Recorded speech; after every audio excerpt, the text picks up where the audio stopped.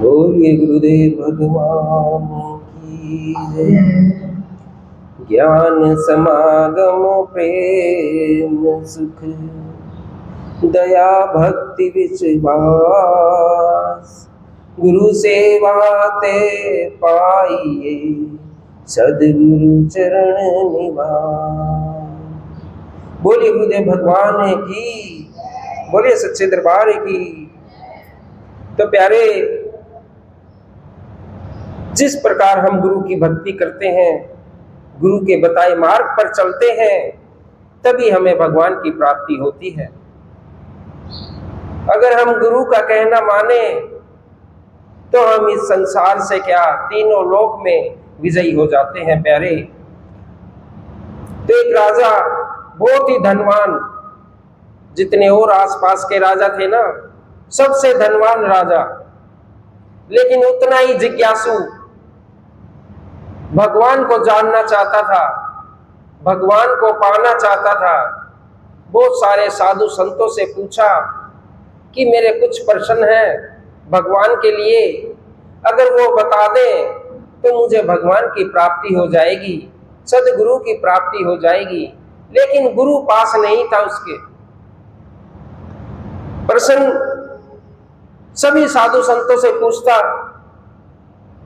कि सनातन धर्म है, मैं इसी को मानता हूं, लेकिन इसमें इतने सारे भगवान हैं, राधा कृष्ण है, भोले बाबा है, माता रानी है, देखिए कितने सारे भगवान हैं। मैं जानना चाहता हूं ये एक है कि अनेक। इस विषय में उलझा हुआ, भगवान की प्राप्ति करना चाहता है, जिज्ञासु। अगर ये एक है या अनेक है तो ये रहते कहां पर हैं और मिला कैसे जाए इनसे, क्योंकि ये भी तो कहीं रहते हैं। और जो भगत लोग हैं वो भगवान से मिलते हैं तो कहां पर, ये राजा की जिज्ञासा। अगर इनसे मिला जाए तो ये फिर कार्य क्या करते हैं, मेरी कुछ समझ में नहीं रहा। ऐसे ऐसे सवाल लेकर अनेक साधु संतों से बात करता, लेकिन संतोषजनक जवाब किसी के पास नहीं मिला। धन बहुत, धन की कोई कमी नहीं, लेकिन भगवान को पाना चाहता, उसका कोई रास्ता नहीं। प्यारे, कह दो जय माता दी। क्योंकि भगवान या गुरुदेव धन से नहीं मिलते हैं, प्रेम से मिलते हैं, भाव से मिलते हैं। धन फेंक कर तो हम कोई वस्तु खरीद सकते हैं, लेकिन गुरुदेव की और भगवान की प्राप्ति धन से नहीं कर सकते। प्यारे, अपने भाव से और अपनी भक्ति से कर सकते हैं। तो एक दिन राजा जंगल में गया हुआ और वहां पर एक साधु संत तपस्या कर रहा था। एक पेड़ के नीचे बैठा ओम नाम का सुमरन कर रहा। राजा ने देखा, रुक गया और उतर कर बोला, अरे बाबा, क्यों तुम बैठे हो यहाँ पर? तुम्हारी हालत देखो कैसी है, एक वस्त्र शरीर पर नहीं है, ऊपर कोई धूप और छांव के लिए छत नहीं है, यहाँ पर तुम बैठे हो जंगल में, अपने शरीर को तरह तरह की यातनाएं दे रहे हो। मैंने सुना है महाराज, साधु संत लोग कहते हैं 84 लाख योनि भोग कर ये मनुष्य जन्म मिलता है, और तुम इसको ऐसे गवा रहे हो। तुम कितने मूर्ख व्यक्ति हो कि इसका कोई ध्यान नहीं रख रहे। अगर तुम्हारे पास कुछ नहीं है, मैं तुम्हें धन दे दूंगा, उस धन से तुम अपने लिए छत बना लेना, लेकिन अपने शरीर को ऐसे यातना मत दो। कह दो जय माता दी। तो प्यारे, ये जवाब सुनकर महाराज ने आंखें खोली और कहा, राजन, जिस धन के बारे में तुम बात कर रहे हो ये नश्वर है, एक दिन कोई काम नहीं आएगा। जब तुम्हारी अंतिम सांस होगी, पूरे राज्य का धन लगा देना, एक सांस तुम इससे खरीद नहीं पाओगे। और तो और सारे जहां का धन लगा देना, एक सांस भी तुम्हें इस धन के बदले में नहीं ले पाओगे।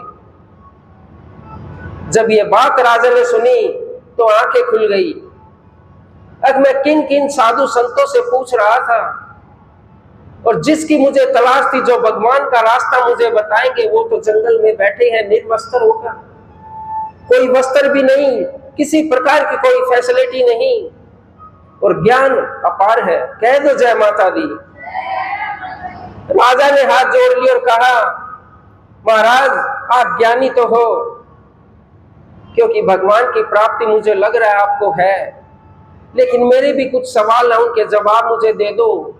मेरी आत्मा की तृप्ति हो जाए, संतुष्ट हो जाए, तभी मैं इस कार्य में आगे बढ़ पाऊंगा। अभी तक मैं भटक रहा हूं इन प्रश्नों को लेकर, किसी ने मुझे जवाब नहीं दिया। महाराज से बताने लगे कि ये भगवान कितने सारे हैं या एक है, रहता कहाँ है और मिलेंगे कैसे, और क्या ये करते हैं, बताओ भगवान। मैंने बहुत व्यक्तियों से पूछ लिया। महाराज ने कहा, अगर राजा जो तुमने सवाल किए हैं, तुम इनको अकेले में पूछोगे या सभा में पूछना चाहोगे, उसी के हिसाब से मैं तुम्हें उत्तर दूंगा। राजा ने हाथ जोड़ लिए कि बहुत समय से मैं इस प्रयास में हूं कि मैं भगवान की प्राप्ति करूं, और सच्चे गुरु की तलाश में था कि जो मुझे आज मिल गए हैं। और मैं ये चाहता हूं, आप मेरे गुरु हैं। जब राज सिंहासन लगा हो, राज दरबार लगा हो, तभी आप गुरुदेव वहां पर पहुंचे और सबके सामने इन सवालों का जवाब दे जो मैंने सबसे पूछे हैं। कह दो जय माता दी। तो प्यारे, ये कहकर महात्मा जी कहते हैं, महाराज कहते हैं, तो एक काम करना, आज से तिथि रख दो, ठीक उस दिन मैं राज दरबार में आऊंगा, लेकिन तुम मुझे मिलना मत कभी अब बीच में। 1 महीने का समय रख दिया। अब महाराज यहाँ कैसे रहोगे, आप मेरे महल में रहो, वहां पर एक बहुत अच्छी वाटिका बनाई है, वहीं पर रहने के लिए मैं स्थान बना दूंगा, आप आओ मेरे साथ। ले गया महाराज को महल में, अपनी बगीचे में रख दिया, वाटिका में। महाराज ने कहा कि अब नहीं मिलना, जब तक वो तिथि नहीं आती मैं सीधा राजभवन में पहुंचूंगा। लेकिन वहां पर जो कार्य करते थे, एक महाराज का मित्र बन गया जो माली का काम करता था, और कहता रहा, रोज उससे बात करता रहा, अरे भाई जब मुझे तुम्हारी जरूरत पड़ेगी क्या तुम मेरा साथ दोगे।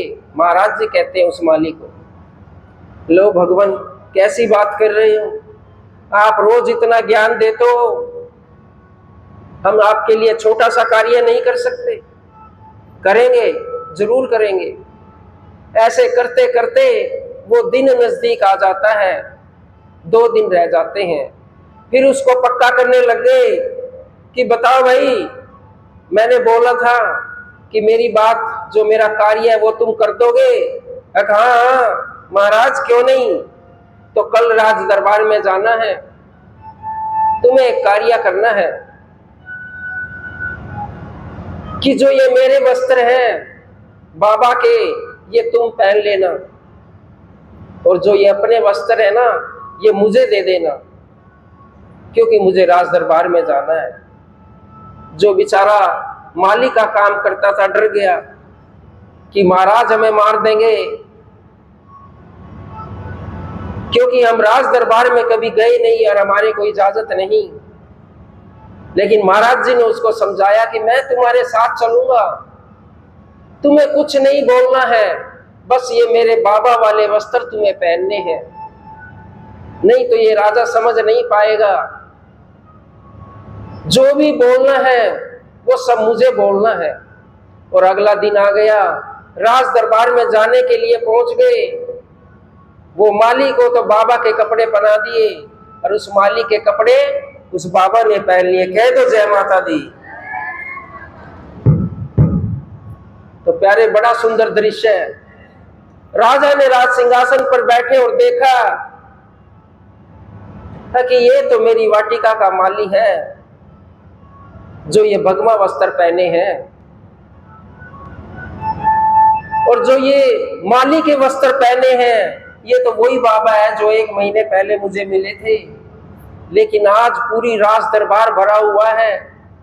मैंने बोल दिया था कि मेरे गुरुजी आएंगे और ये मेरी सब बातों का जवाब देंगे, मुझे भगवान से मिलाएंगे। अब राजा ने सोचा अगर मैं इसको गुरु बताऊंगा जो माली के कपड़े पहने हैं तो मेरी बहुत बेइज्जती हो जाएगी। अब राजा ने भी हाथ जोड़े माली के सामने जो बाबा के कपड़े पहन रहे थे, और उसको एक अच्छा सिंहासन दिया और बिठा दिया। उसी से बात करने लगे और सिंहासन के नीचे बाबा जी बैठ गए जो माली के कपड़े पहन रहे थे। कह दो जय माता दी। तो प्यारे, जब ये सारा दृश्य देख रहे थे लेकिन कुछ विचार नहीं कर पाए क्योंकि राज दरबार पूरा लगा था। तो राजा ने कहा गुरुदेव भगवान आप बताओ कि भगवान ये एक है कि अनेक। तो जो माली बैठा था बाबा बनकर, अरे भाई मुझसे क्या पूछ रहे हो, ये तो बच्चों वाले सवाल हैं, और जो ये सवाल तुम पूछ रहे हो ये तो जो मेरी बगीची में घास फाड़ता है वो उसका जवाब दे देगा। कह दो जय माता दी। सब देखकर सोचने लगे कि जो ये घास फाड़ने वाला है ये कैसे जवाब दे देगा, और गुरुदेव भगवान ऊपर बैठे हैं। सोच विचार करते रहे, लगे रहे, लेकिन महाराज ने तो यही बोला कि बताओ, ठीक है मैं इससे पूछ लेता हूं।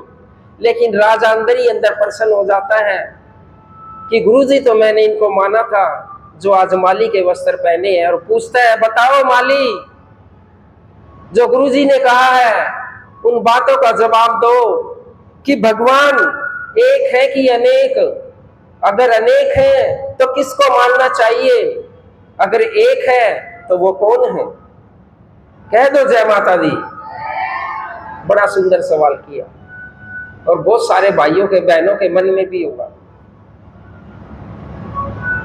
कि राजन ऐसा करो, तुम एक थाल सोने की असरफियां मंगवाओ, ढक के लाना।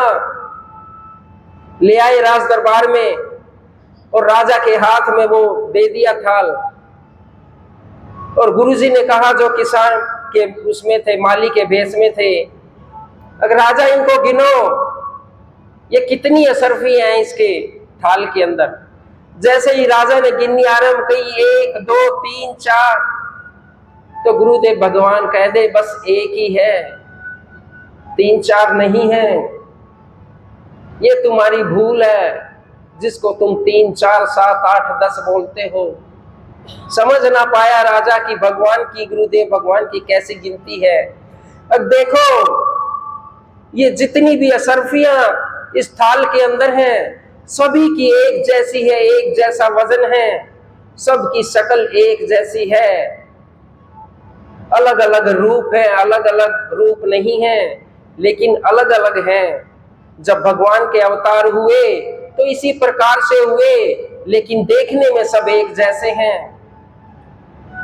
इन इंसानों के अंदर भी जितनी आत्माएं हैं वो भगवान के रूप में हैं, लेकिन कोई उसको मना लेते हैं, कोई उसको पा लेते हैं और कोई नहीं पाते।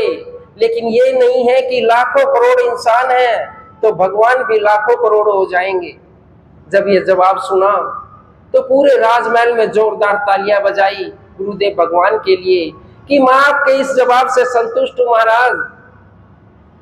आप ये बताइए, मेरा दूसरा सवाल है कि भगवान कहाँ रहते हैं और कहाँ मिलते हैं। तो ये सुनकर महाराज जी ने कहा, अरे भाई सवाल पे सवाल पूछ रहे हो, कुछ खाने पीने का तो मंगवाओ। ऐसा करो दूध मंगवा दो, मैं ताकि पी लूं उसे और मेरी भूख शांत हो जाए। जैसे ही दूध आया गुरुदेव ने हाथ में लिया और बोले, राजन आप जानते हो इस दूध में घी है? हाँ जानता हूं घी है, तो निकाल के मेरे हाथ में रख दो, बाहर दो। नहीं नहीं गुरुदेव भगवान, घी कैसे निकल सकता है? इसकी तो एक विधि है, एक तरीका है घी निकालने का दूध में से, कि पहले गर्म करो, फिर खट्टा लगाओ, फिर इसको बुलाओ, मक्खन लगाओ, गर्म करो, फिर घी बनेगा। एकदम कैसे बनेगा, इसकी विधि है। तो गुरुदेव भगवान कहते हैं ऐसे ही जिस इस दूध में घी दिखाई नहीं दे रहा है, ऐसे ही परमात्मा दिखाई नहीं दे रहे हैं, लेकिन वो सबको मालूम है, विद्यमान है, लेकिन उसको पाने के लिए एक विधि लगाई जाती है जो गुरुदेव भगवान कहते हैं। कह दो जय माता दी। तब जाके भगवान के दर्शन होंगे, नहीं तो नहीं होंगे, बिना विधि के नहीं होंगे। लेकिन मालूम है कि भगवान है, पता है इस दूध में घी है। सभी ने तालियां बजाई, बड़े खुश हुए। राजा भी बड़ा खुश हुआ कि बड़ा अच्छा जवाब दिया। गुरुदेव भगवान, एक और मेरा सवाल है कि भगवान क्या करते हैं। अब जो गुरुजी थे वो तो बोलने लगे, अगर राजा आप सवाल पे सवाल पूछ रहे हो, आप जिज्ञासु हो, आप ज्ञान ले रहे हो। ज्ञान लेने का तरीका ये नहीं कि आप सिंहासन पर बैठकर अपने गुरु से ज्ञान लो, सिंहासन से नीचे उतरना पड़ेगा। जिज्ञासु हो, हाथ जोड़ने पड़ेंगे, तब जाके भगवान की प्राप्ति होगी। तब पता चलेगा भगवान करते क्या हैं। राजा तुरंत सिंहासन से उतरे और वो जो किसान माली था तुरंत सिंहासन पर बैठ गया। राजा ने हाथ जोड़े, बोलो भगवान क्या करते हैं। कह रहे, मूर्ख राजा, यही तो करते हैं कि पल भर में निर्धन को राजा बना देते हैं और राजा को निर्धन बना देते हैं। कह दो जय माता दी। तो प्यारे, भगवान को पाने के लिए हमारे को एकांत की और गुरु नाम की जरूरत होती है, उसके सुमरन की जरूरत होती है, तब जाकर हमें भगवान मिलते हैं। अन्यथा हमारे अंदर आत्मा में इतने सारे सवाल हैं, उनका जवाब केवल और केवल गुरुदेव भगवान दे सकते हैं।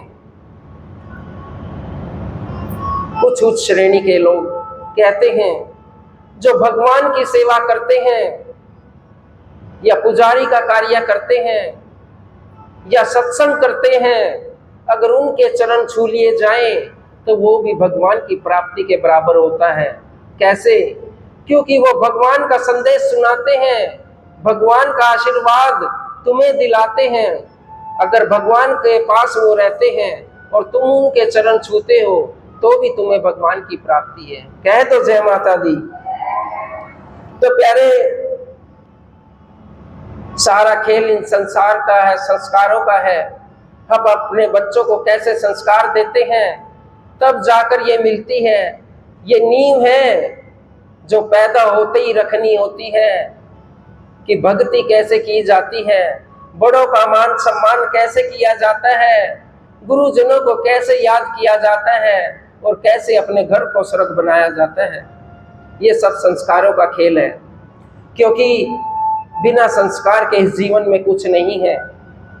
जिस व्यक्ति के अंदर, जिस माता बहन के अंदर संस्कार नहीं है, वो एक पशु के समान है, उसकी इस संसार में कोई गिनती नहीं है प्यारे। इसी प्रकार एक किसान बहुत मेहनत से खेती कर रहा था और ऊपर से ओले पड़ गए, बारिश हो गई, तूफान आ गया, सारी फसल बर्बाद हो गई, खाने का कुछ नहीं बचा। लेकिन उसकी पत्नी बड़ी भगवान को मानने वाली, आस्था रखने वाली, बड़ी सूझबूझ से काम करने वाली, बड़े धैर्यवान से काम करने वाली। किसान घर आया, आज तो सारी फसल हमारी बर्बाद हो गई है, कुछ भी खाने का हमारे पास नहीं है, इस प्रकार तो हम भूखे मर जाएंगे। क्योंकि पुराना समय था।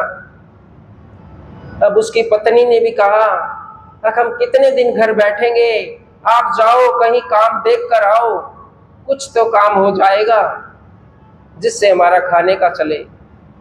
तो वो किसान घर से निकल जाता, बड़ा सरल व्यक्ति, लेकिन एक खूबी उसके अंदर कि कोई भी बात हो अपने घर पे आके सलाह करता था अपने बच्चों से कि ये मैं काम करूं या ना करूं। कह दो जय माता दी। तो प्यारे ये सुनकर वो चला गया और रास्ते में एक किसान दिखाई दिया जो खेत में काम कर रहा था।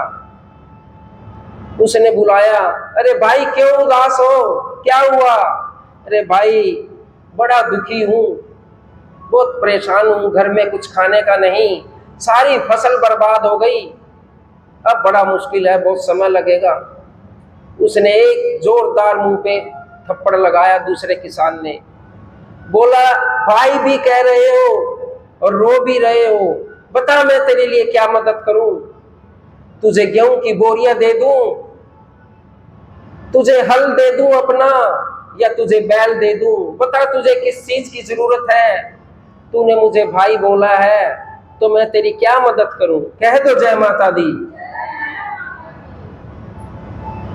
तो सरल किसान ने कहा, भाई मैं अपने घर पूछ के आऊंगा कि मैं तुमसे क्या लूं, मैं अपने बच्चों से सलाह करके आऊंगा कि मैं क्या लूं और क्या तुम मेरी मदद कर सकते हो। तुरंत रास्ते से वापस लौट गया, घर आ गया, पत्नी को सारी बात बताई। पत्नी बड़ी समझदार थी, कि एक काम करना स्वामी, बता देना उसको कि कोई ऐसी चीज दे दो, ये हमारे बुरे दिन निकल जाएंगे और बाद में तुम्हें हम वो लौटा दें। कह दो जय माता दी। भागा भागा गया किसान उस किसान के पास, भाई मैं सलाह करके आया हूं घर से, कोई ऐसी वस्तु दे दो जिससे ये मेरे बुरे दिन निकल जाएं और वापस मैं तुम्हें लौटा भी दूं, ताकि एहसान ना बना रहे। मैं तुम्हारी मदद लेना तो चाहता हूं पर दबना नहीं चाहता। कह दो जय माता दी। ये सुनकर उस दूसरे किसान ने एक मोटी सोने की चेन उसके गले में पड़ी थी, वो निकाली और दे दी, जा अपना काम चला ले।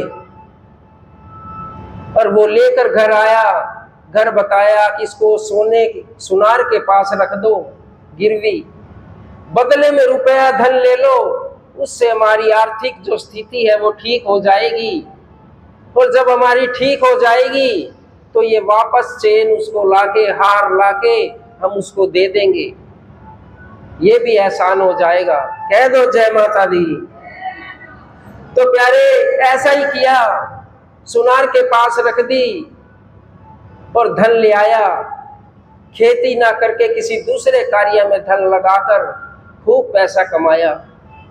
1 साल हो गया, उसकी पत्नी को याद आया कि उस अपने मित्र से तुम सामान लेके आए थे, एक गले की चैन, वो वापस दियाओ, क्योंकि हमारे अच्छे दिन आ गए हैं और जो बुरे दिन थे वो चले गए हैं। लिया उसने, किसान ने वो चैन, वो हार जो था उसका सोने का, वापस घर लौटाने चला गया। उसका मित्र घर पर नहीं था, उसकी पत्नी थी, उसी को दे दिया कि ये तुम्हारी है, इसको रख लेना। उसने क्या किया, एक मटके में डाल दिया और भूल गई उसको रख के, जो वो सोने की चैन दे गया था। अब कुछ समय और बीत गया, वो जो दूसरा किसान था जिसने मदद की थी उसके घर पहुंचा। भाई कैसा चल रहा है? बहुत अच्छा। कैसे दिन है? भाई तुम्हारे उससे बुरे दिन चले गए, तुम्हारी कृपा से ये संभव हुआ है, नहीं तो ये होने वाला नहीं था। कह दो जय माता दी। और वो ये कहकर चला गया। उसने अपनी पत्नी को सारी बात बताई। पत्नी बोली सारी बात सुनकर, अब जो वो सोने की चैन थी ना, वो अभी तक मुझे लगता है इस तुम्हारे मित्र के हाथ में नहीं है। अगर इसके हाथ होती तो ये तुम्हारे घर तुम्हारा हालचाल इस प्रकार से पूछने नहीं आता। अब फिर मैं तो दे के आया था उसकी पत्नी के हाथ में कि कोई बात नहीं, हमारे बहुत अच्छे दिन हैं, जाओ उस सुनार के पास जिसके पास रखी थी गिरवी, उसको तो पता ही है कैसी थी, ऐसी ही एक और बनवा दो। कह दो जय माता दी। ऐसी ही चैन बनवा दी जैसे पहले थी, और वो फिर से किसान उसको लौटाने चला जाता है। और उसके घर में चला जाता है। वो किसान भी घर पर था। उस किसान के हाथ में दी, जो मैंने तुम्हारे सोने की चैन ली थी, मेरे अच्छे दिन आ गए हैं, तुम ये वापस ले लो। जब उस किसान ने देखा, ये तो हमारी नहीं है, नहीं नहीं ये तुम्हारी है, तुम्ही ने मुझे दी थी, ये तो बिल्कुल नई लग रही है, मेरी तो बहुत पुश्तैनी थी, मेरे दादाओं के परदादाओं की थी। नहीं नहीं तुम अपनी पत्नी को दिखाओ, पत्नी को पता होगा तुम्हारी वही रखती है। जब अपनी पत्नी को दिखाई तो उसकी पत्नी ने क्या बोल दिया, हाँ यही हमारी सोने की चेन है, और ये कहकर रख ली। कह दो जय माता दी। तो प्यारे घर आ गया देकर, अपना सारा वजन उतर गया सिर का। चलो कोई बात नहीं, नुकसान ही सही, लेकिन परमात्मा ने अच्छे दिन दिए हैं, हो जाएंगे। लेकिन एक दिन उस किसान की काम कर रही थी पत्नी, जब वो घड़े देखे तो उन घड़े में वही सोने का चैन मिल गई जो एक और वो किसान दे गया उसे। जब ये देखा तो बड़ा पश्चाताप हुआ कि मैं तो इसे रख कर भूल गई थी, लेकिन ये तो पाप है। वो दो दे गया, एक तो ये हमारी और एक बनवा कर, इस पाप से कैसे मुक्ति मिलेगी? ये पाप तो जाने अनजाने में हमसे हो गया। उस किसान को बोला कि एक काम करो, हमारे घर लड़की है, जाकर उनके घर पे लड़का है तो रिश्ता पक्का कराओ, और जब रिश्ता करेंगे नाम लड़की का, एक चैन की बजाय ये दोनों चैन अपनी लड़की को दे के भेज देंगे, उन्हीं के घर चली जाएगी। कह दो जय माता दी। सब विचारों का खेल है प्यारे। लेकिन जब उस किसान ने, पहले वाले ने, जो सरल किसान था, घर पे बात करता था, सारी बात सुनी और अपनी पत्नी को बताई। पत्नी कहने लगी कि नहीं, उसकी लड़की का रिश्ता हम नहीं लेंगे, उनके लड़के से बोल दो हम अपनी लड़की उनके घर में दे देंगे, लेकिन उनकी लड़की अपने घर में नहीं लेंगे। कह दो जय माता दी। किसान ने कहा एक ही तो बात है, मैं देना चाहता हूं क्योंकि वो अपने पाप को उतारना चाहता था। तुम्हारी लड़की इस घर में आए, इस लड़की इस घर में जाए तो क्या फर्क, रिश्तेदारी तो दोनों जगह से बनेगी। लेकिन उसकी पत्नी बड़ी समझदार थी, उसने कहा अगर उसकी लड़की हमारे घर आई, उस लड़की के अंदर वो संस्कार भी होंगे जो उसकी माँ के अंदर है, तो हमारा घर तो बिल्कुल चौपट हो जाएगा। और हमारी लड़की उसके घर में गई, जो हमने संस्कार दिए हैं ना, जो आज वो घर है वो सोने का महल बन जाएगा। कह दो जय माता दी। तो प्यारे ये सब संस्कारों का खेल है कि हम बच्चों को कैसे संस्कार देते हैं, किस प्रकार की पढ़ाई उनको करवा रहे हैं, क्या क्या उनको सिखा रहे हैं। ये कितनी माता बहन अपने बेटे और बहू की बुराई अपने बच्चों के सामने, पोता पोती के सामने करती है, क्या उससे उनके बच्चे बड़े बन जाएंगे? ना, कभी नहीं। क्या ये सोचती है बूढ़ी माताएं अगर ये पोता पोती मेरी सेवा करेंगे किसी की बुराई करके? ना, कभी नहीं। कह दो जय माता दी। तो प्यारे कुछ लोग इस जीवन में, इस संसार में केवल अंधे आते हैं जन्म से, और कुछ लोग जानबूझकर अंधे हो जाते हैं, एक दूसरे के पीछे चलते हैं। जिस प्रकार धृतराष्ट्र जन्म से अंधा था और उसकी पत्नी ने उसको अंधा देखकर आंखों पर पट्टी बांध ली, गंधारी ने, वो अंधी बन गई। जब युद्ध हुआ उसके सारे बेटे मर गए, एक दुर्योधन रह गया। तो दुर्योधन से कहा कि मैं भोले बाबा की भगत हूं, तुम मेरे सामने निर्वस्त्र होकर आना, जब मैं अपनी पट्टी खोलूंगी तुम वज्र के बन जाओगे, तुम्हें कोई मार नहीं सकेगा। किस लिए कि सिर्फ एक ही रह गया, इसीलिए आंखों पर पट्टी उतारनी पड़ी। जब जा रहे थे मिलने के लिए तो भगवान श्री कृष्ण ने कहा कहां जा रहे हो दुर्योधन? कि मेरी मां ने बुलाया है इसलिए जा रहा हूं। वो मुझे देखेंगे और मेरा शरीर वज्र का हो जाएगा। अरे मूर्ख आदमी, इतना बड़ा हो गया है, तुम बच्चों वाले हो और अपनी माँ के सामने नग्न अवस्था में जाओगे। वहीं से केले के पत्ते लपेट लिए चला गया। उसकी माँ ने आंख खोली, सारा वज्र का बन गया, केवल कमर का हिस्सा कच्चा रह गया। सभी भक्तों को पता है। मैं तो ये कहता हूं प्यारे, जब गंधारी ने उस समय पट्टी खोली थी, जब अपने एक बेटे की लालसा में एक तो एक बच जाए 100 मर गए हैं, अगर वो पट्टी पहले खोल देती, किस समय, जब द्रौपदी का चीरहरण हो रहा था, तो महाभारत ना होती प्यारे। उस समय वो पट्टी खोल देती, जिस समय पांडवों का अपमान हो रहा था, तो ये संकट नहीं आता, उसके 100 पुत्रों की बलि नहीं चढ़ती। उस समय पट्टी खोल देती, जब पांडवों ने केवल 5 गांव रहने के लिए मांगे थे, शांति के लिए, लेकिन तब भी वो पट्टी नहीं खोली गंधारी ने। केवल और केवल स्वार्थ में अपनी पट्टी खोलनी पड़ी गंधारी को कि मेरा एक बेटा बच जाए।